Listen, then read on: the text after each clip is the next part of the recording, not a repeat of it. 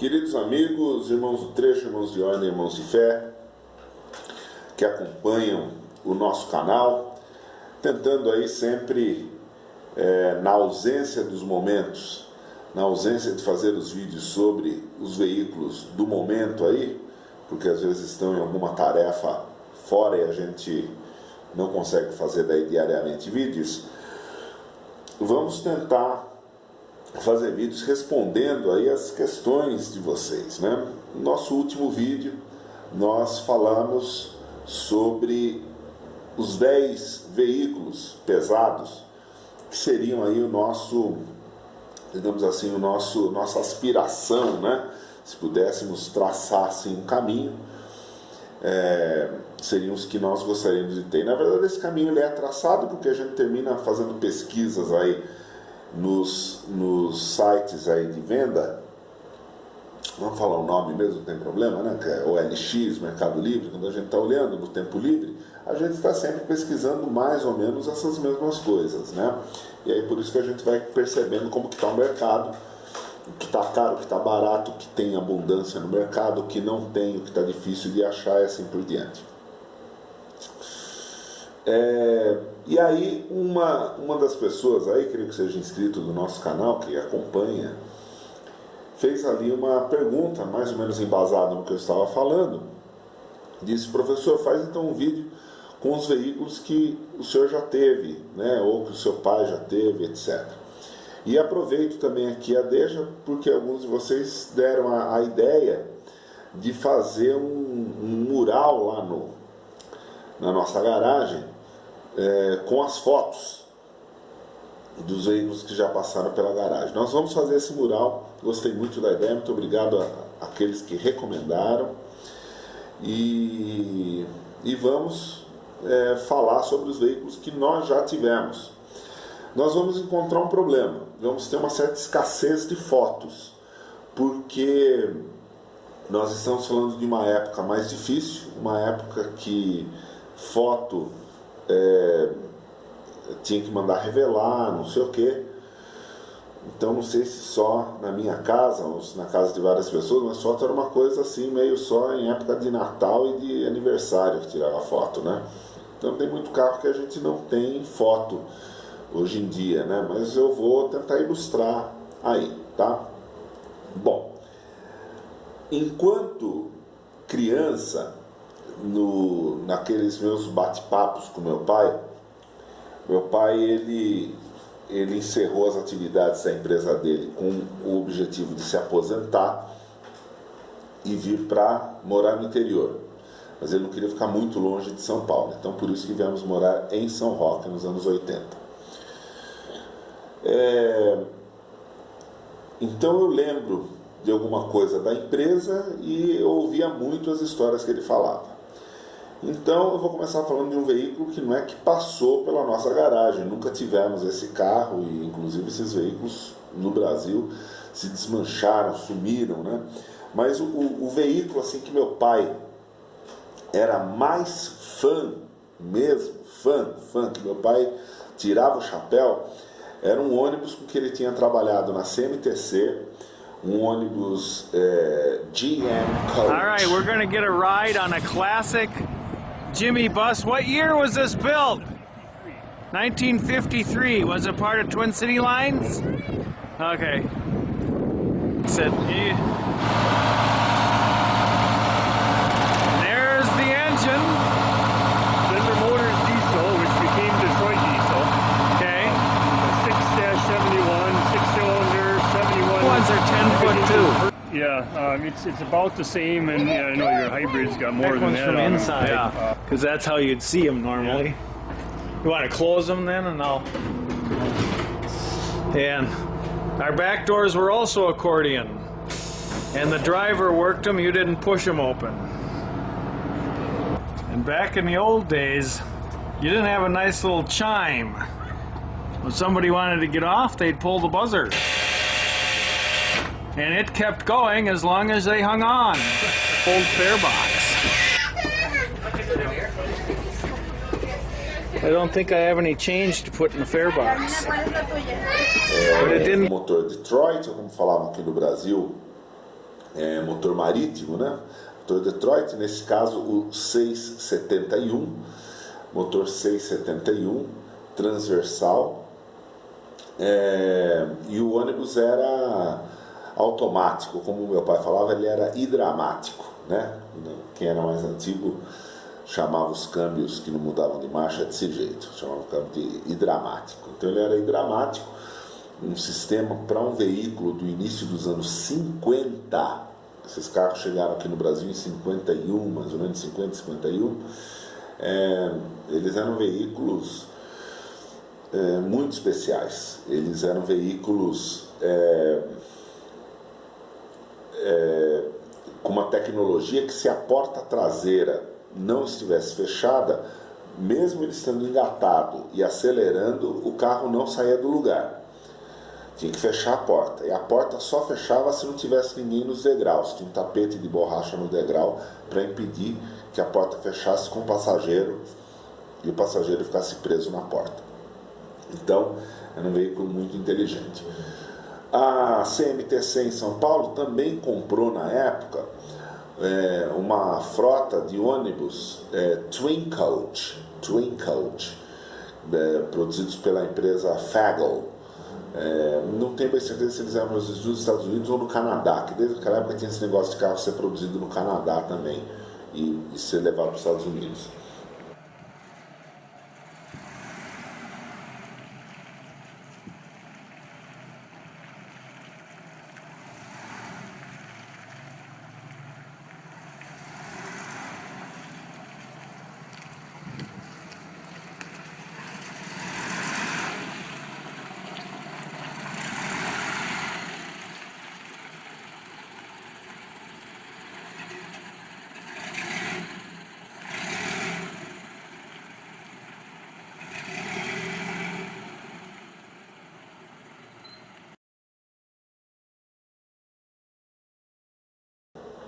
E esses carros chegaram no Brasil. O Twin Coach é exatamente na aparência o mesmo carro que a Cometa usou em 48, por aí, 47, 48.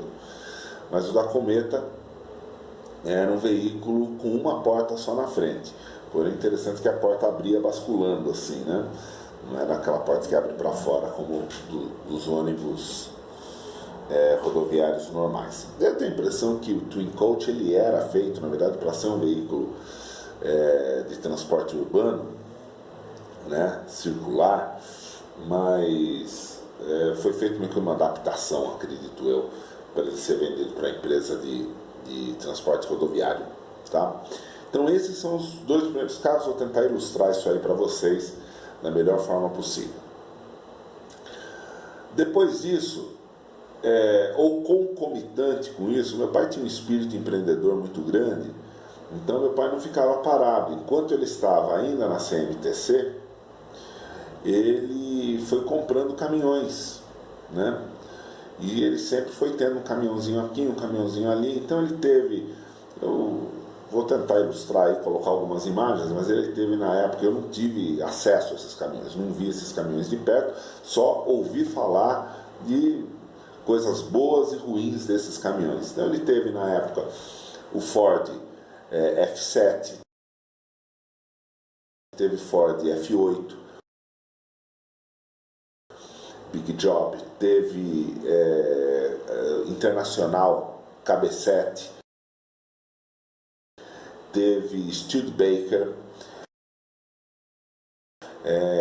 Ele teve como veículo do dia a dia uma caminhonetinha International S100, não era F100, era S de sapo, S100. Então, esses foram os veículos que ele foi tendo assim, era veículo, né, enquanto ele tinha um outro emprego. Depois disso, quando ele efetivamente montou a transportadora Liderança em 1960, né, em 1960 ele montou a Liderança, aí surge, a frota dele começa a tomar corpo, né? E ainda em meados dos anos 60, ele teve, né, com os caminhões GMC, etc. Mas em meados dos anos 60, meu pai uma corrente muito grande, são coisas que as pessoas às vezes não. Uma corrente muito grande ainda falava que carro bom era gasolina, que era melhor para pegar, etc. E meu pai já estava apostando no diesel, meu pai acreditava que o carro a diesel seria melhor. Então, meu pai foi entrando para a linha Mercedes. E daí, a partir de então, o meu pai se tornou assim um grande entusiasta da linha Mercedes-Benz. E ele chegou num ponto que a empresa dele, lá pelo meio dos anos 70, tinha uma frota quase 100% Mercedes, né? Meu pai sempre teve como pesado o Fenemé, o Alfa. Então meu pai sempre tinha 4, 5, 6 Alfas lá na empresa. Muito Mercedes, como eu estou falando, caminhão médio, Mercedes no truque, Mercedes baú. Então 11, 13 de monte, 13, 13, 15, 13, 20, 13. Veja que eu estou falando tudo caminhão maçarico. Na empresa do meu pai não tinha, ou era uma coisa da época, não tinha esse negócio de desespero do caminhão ser turbinado, não. Aí, Scania Jacaré,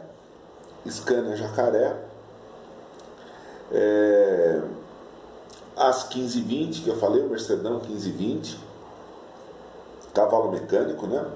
Então teve cavalo mecânico Jacaré, cavalo mecânico 1520, cavalo mecânico 1924, cavalo mecânico Fenemé. Tinha um ou dois Fenemés que eram cavalo mecânico, e os outros eram no truque. A empresa ficou forte, né? Do meio dos anos 70 em diante, né? Já se comprava caminhão em quantidade grande, 0 km, né? Lembro que em 76 foi comprado, através da Pompeia Veículos, foram comprados 4 caminhões Chevrolet, 2 C60 gasolina e 2 D70 ou D80 que já vieram trucados.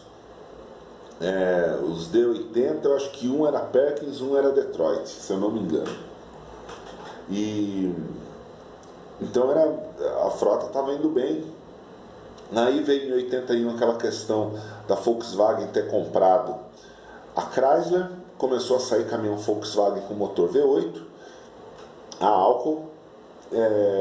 Eu nem me lembro, eu lembro de vendedores lá, meu pai estava negociando esses caminhões. E houve ainda a compra da Volvo XH. Chegamos a ter lá uma Volvo XH. E aí, meu pai se sentiu meio mal algumas vezes, tal, e vinha passando já muito nervoso com a empresa, com a situação toda.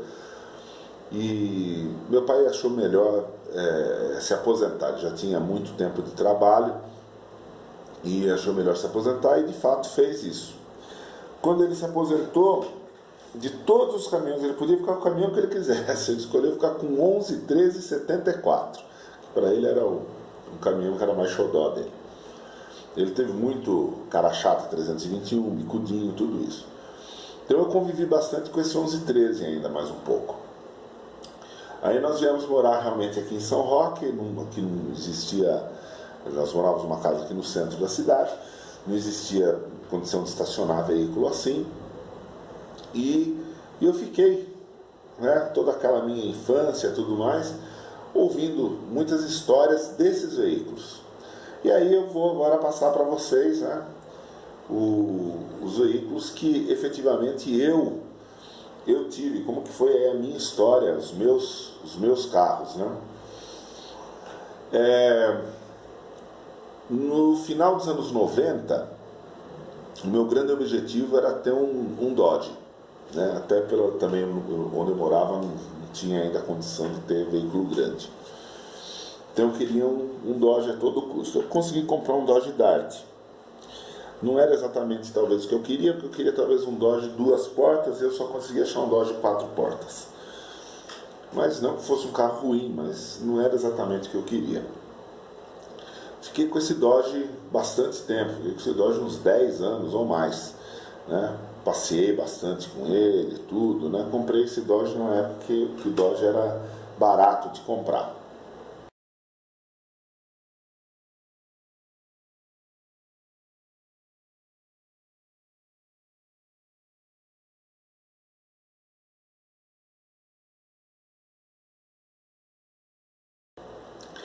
Aí nós entramos num projeto de fazer uma caminhonete, uma D10.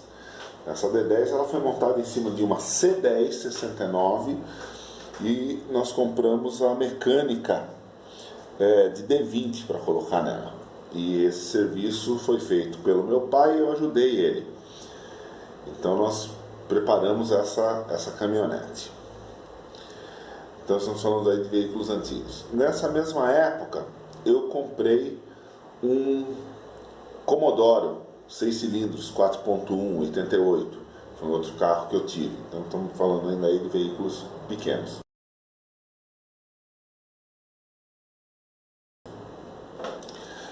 Infelizmente meu pai veio a falecer em outubro de 2003. Já são 17 anos aí.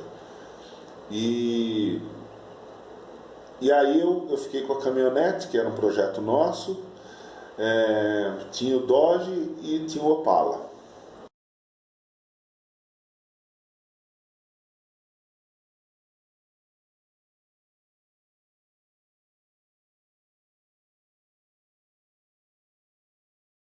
Nessa época eu estava construindo a minha casa, que vocês hoje em dia veem lá já tudo organizadinho, né? Na época era bem difícil tudo ali. Quando eu dei a primeira ajeitada na casa e fui morar naquela casa em 2007, que eu fui morar ali, eu já vinha construindo tudo mais. Aí uma das primeiras coisas que eu fiz foi trocar o Commodore por um carro mais novo. Comprei um Vectra, eu acho. E daí esse carro já deixou de existir, esse carro antigo. Aí passou um pouco mais de tempo, eu quis vender o Dodge e a caminhonete. E vendi efetivamente, acho que em 2010 ou 2011. Aí quando eu vendi o Dodge e a caminhonete, ou um pouco antes, um pouco depois, eu comprei o meu primeiro Fenemé. E esse Fenemé estava bem ruim. Tá? Era um Fenemé 180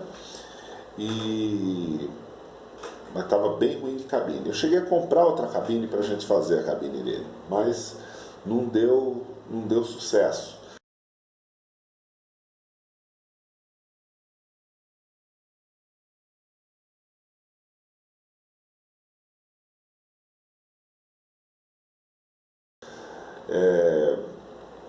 Como uma coisa chama a outra, falando com um, falando com outro, me passaram lá na Vila Brasilândia que tinha um Fenemé 58 para vender. E aí eu fui lá, negociei, peguei esse Fenemé 58 verde escuro. Esse Fenemé ele entrou para mim rápido, assim, igual mais ou menos vocês viram nesse último ano. Carro que entra e coisa de 6 meses depois, nem isso já vendi, porque eu comprei o caminhão, a situação ainda era difícil, não tinha dinheiro para reformar, e aí já apareceu uma oportunidade de venda, vendi. O 180 eu tinha levado para o mecânico para fazer o serviço e também terminei vendendo ele. E fiquei sem eles, fiquei sem esses caminhões. Quando esses caminhões foram embora, aí eu tive umas caminhonetes boas. Eu tive uma Ranger preta, muito boa.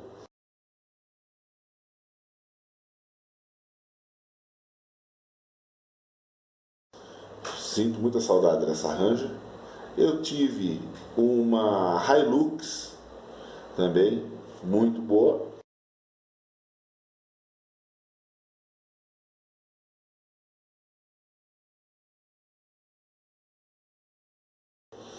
Né?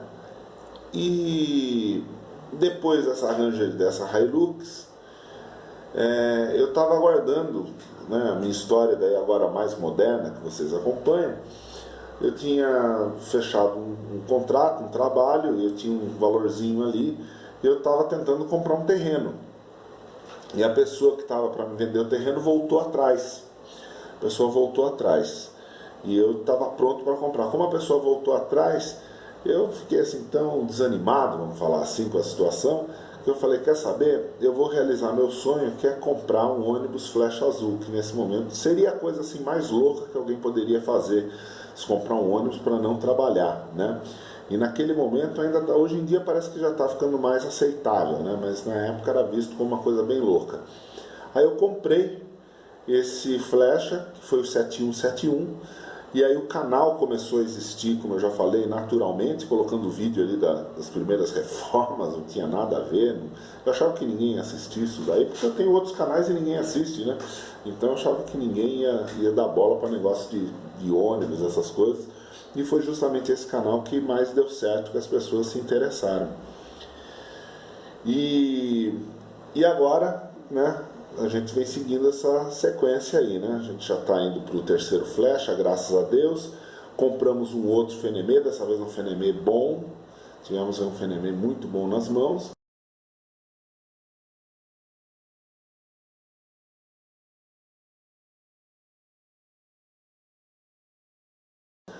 Desse Fenemê agora a gente está com o cargo, e o cargo a gente quer ver o que vai acontecer aí para o futuro, né? Vender esse cargo em dinheiro assim que ele estiver pronto para venda, pelo valor justo, correto dele, seria o ideal para a gente poder fazer outras coisas agora, comprar outras coisas para a gente. Vamos ver o que vai acontecer.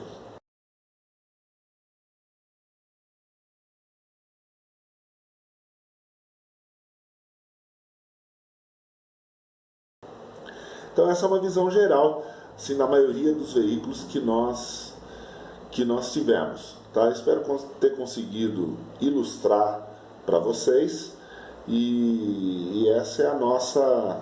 Esses foram os veículos que nós tivemos nos últimos tempos. Vamos ver o que vem por aí. Tá bom, gente? Muito obrigado.